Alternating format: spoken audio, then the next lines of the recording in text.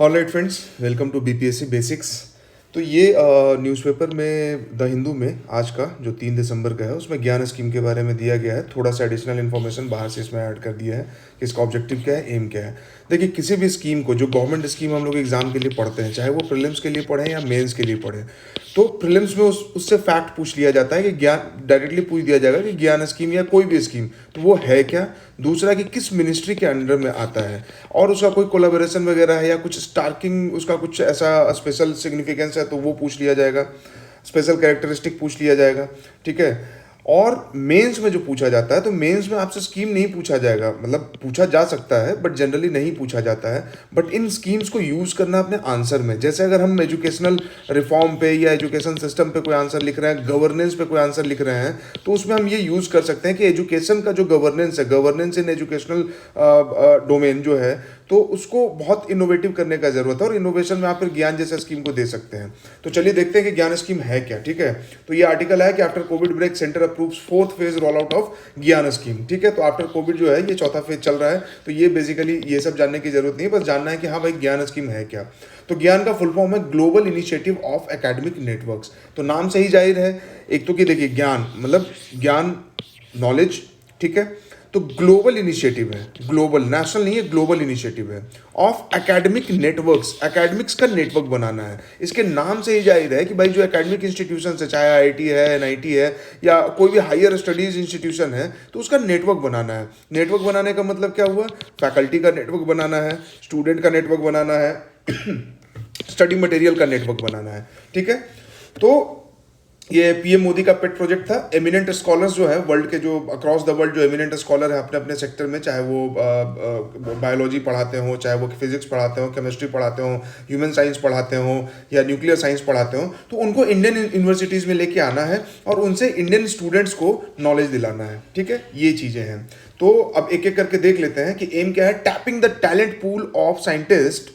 ठीक है। और एक चीज यहां पे ध्यान रखना कि ये हायर एजुकेशन के लिए है। तो प्रीलिम्स में अगर पूछ दे कि ज्ञान स्कीम है और उसमें ऑप्शन में दे दे higher education, secondary education, primary education, तो हायर एजुकेशन के लिए। और आप खुद सोच के कॉमन सेंस लगा के देखिए कि जो फॉरेन से फैकल्टी आएंगे तो वो कहाँ जाएंगे, है ना? गांव के स्कूल में तो जाएंगे नहीं, वो जाएंगे किसी रेनॉन्ड प्रोमिनेंट इंस्टीट्यूशन जैसे आईआईटी, एनआईटी वगैरह में जाएंगे, आईआईएससी में जाएंगे और Indian institute of information technology में जाएंगे, ताकि वहां पे वो कटिंग एज अपना नॉलेज जो है वो दे सके। 2015 में लॉन्च किया गया था, तो लॉन्च डेट अब याद रखने की जरूरत नहीं है।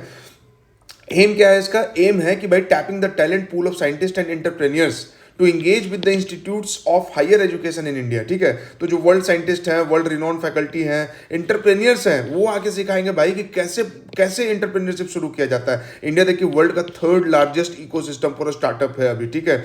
1 लाख से ज़्यादा स्टार्टअप इंडिया में जो है वो रजिस्टर हो चुका है। ठीक है। तो इंटरप्रेन्योरशिप भी डेवलप करने की जरूरत है। रीजन बताने की जरूरत है नहीं कि इंटरप्रेन्योरशिप होगा तो इससे भाई इंप्लॉयमेंट क्रिएट होगा। ऐसे क्या है कि गवर्नमेंट एम्प्लॉयर है, गवर्नमेंट नौकरी के लिए हम लोग बहुत मतलब परेशान रहते हैं, लेकिन अगर इंटरप्रेन्योरशिप का इकोसिस्टम डेवलप हो जाए तो सेल्फ एम्प्लॉयमेंट हम लोग करेंगे और हम एक कोई स्टार्टअप शुरू करेंगे, 50 लोग को उसमें जॉब मिलेगा।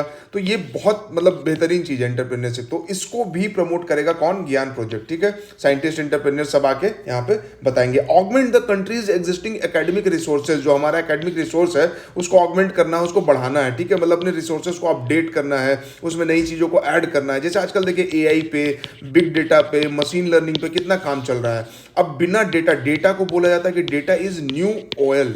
ठीक है। जो पहले फॉसिल फ्यूल था, ऑयल था, जिसके बेसिस पे मिडिल ईस्ट कंट्री और जो भी ऑयल एक्सपोर्टिंग कंट्रीज हैं वो जो रिच हुई, तो उसी तरह से डेटा अब न्यू ऑयल है। ठीक है। और हमारा देखिए 1.3 बिलियन पॉपुलेशन है।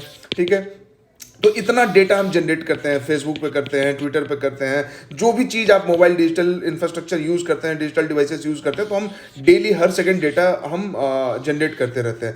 इस डेटा को यूज़ करना है तो भाई आर्टिफिशियल इंटेलिजेंस हमें समझ में आनी चाहिए, डेटा इंटरप्रिटेशन आना चाहिए, हमें डेटा मैनेजमेंट आना चाहिए, डेटा के लिए इंफ्रास्ट्रक्चर खड़ा करना पड़ेगा।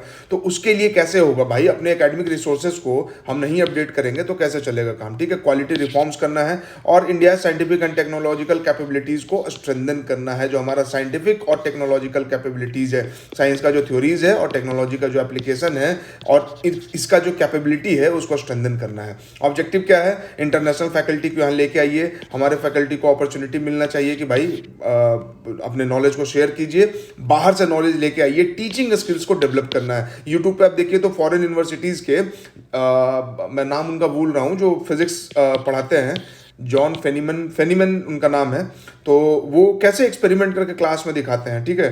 तो उस तरह का टीचिंग स्किल डेवलप करना जरूरी है। यहाँ डंडा जोर जबरदस्ती वाला टीचिंग स्किल नहीं होना चाहिए। तो देखिए, एक तो कि इंटरनेशनल फैकल्टी आ गए, अपने फैकल्टी को अपॉर्चुनिटी मिला, अपने स्टूडेंट्स को भी अपॉर्चुनिटी मिलेगा, और ये जब सारा चीज हो जाएगा तो भाई कोलैबोरेट करके हम रिसर्च भी तो कर सकते हैं। और जब रिसर्च करेंगे तो उससे कुछ निकलेगा नया, कोई थ्योरी निकलेगा, कोई नया टेक्नोलॉजी निकलेगा, और उसको फिर डिप्लॉय करेंगे और उससे समाज का भला होगा। High quality course material develop करना है, ठीक है। हाई क्वालिटी कोर्स मटेरियल, रद्दी मटेरियल, गार्बेज मटेरियल नहीं पढ़ना है। वो मैगजीन नहीं पढ़ना है जो सिर्फ वन लाइनर दे दिया और रट लिया उसमें कि भाई फॉरेन सेक्रेटरी को भी रटना पड़ रहा है कि who is foreign secretary of India. नहीं, high quality course material develop करना है। हाई क्वालिटी कोर्स मटेरियल का मतलब होता है कि जिसमें इनपुट कम हो, आउटपुट ज्यादा निकले, जो चीजों से रिलेवेंट हो, जो हमारे आसपास हो रहा है उन चीजों से रिलेटेड हो, जो आज से 10-20 साल के बाद होगा उन चीजों से रिलेटेड हो, ठीक है, उसको हैंडल कर सके, फ्यूचरिस्टिक हो। तो ये high quality course material develop करना है। न्यू पेडागोगिक मेथड के पढ़ाने लिखाने का तरीका नया होना चाहिए, ये डेवलप करना है। तो बेसिकली यही था ज्ञान स्कीम। और आईआईटीज़ में, एनआईटीज़ में, आईआईएससी में, ट्रिपल आईटी में, ये सब जगह जाके फैकल्टी जो है वो पढ़ाते हैं। आप अलग अलग इंस्टीट्यूशंस का आप जब गूगल में सर्च करेंगे तो हर जगह ज्ञान इनिशिएटिव के तहत कोलैबोरेशन किया हुआ है। जैसे आईआईटी खड़गपुर का आपको मिल जाएगा, गुजरात यूनिवर्सिटी का मिल जाएगा, और भी बाकी सारे यूनिवर्सिटीज़ का मिलेगा। तो in that perspective GIAN scheme is very important for what, for prelims and for mains both. Mains में आपको अपने आंसर को सब्सटेंशिएट करना है तो you can use GIAN scheme की। ज्ञान जैसा स्कीम को स्ट्रेंथन करने की जरूरत है और ज्ञान जैसा और भी स्कीम लेके आने की जरूरत है। और ये सिर्फ हायर एजुकेशन में है तो उसको सेकेंडरी एजुकेशन में भी लेके आने की जरूरत है कि 10 से 12 का जो बच्चा पढ़ता है तो उसको भी मौका मिल सके कि फॉरेन यूनिवर्सिटी का कोई टीचर आए, उसको बताए कि भाई अमेरिका में 10-12 का बच्चा कैसे पढ़ाई करता है। आई होप आपको ये स्कीम अच्छा लगा होगा। अच्छा लगा चैनल को सब्सक्राइब कीजिए, दोस्तों के साथ शेयर कीजिए, और बीपीएससी बेसिक्स पे बाकी प्लेलिस्ट बना हुआ है, उन वीडियोस को जरूर देखिए। जैसे साइंस का एनसीईआरटी पूरा कंप्लीट है, जिनको भी बीपीएससी के लिए एनसीईआरटी साइंस पढ़ना है, पूरा प्लेलिस्ट फ्री में अवेलेबल है, आप उसको एंजॉय कीजिए, उसका बेनिफिट उठाइए। Thank you very much.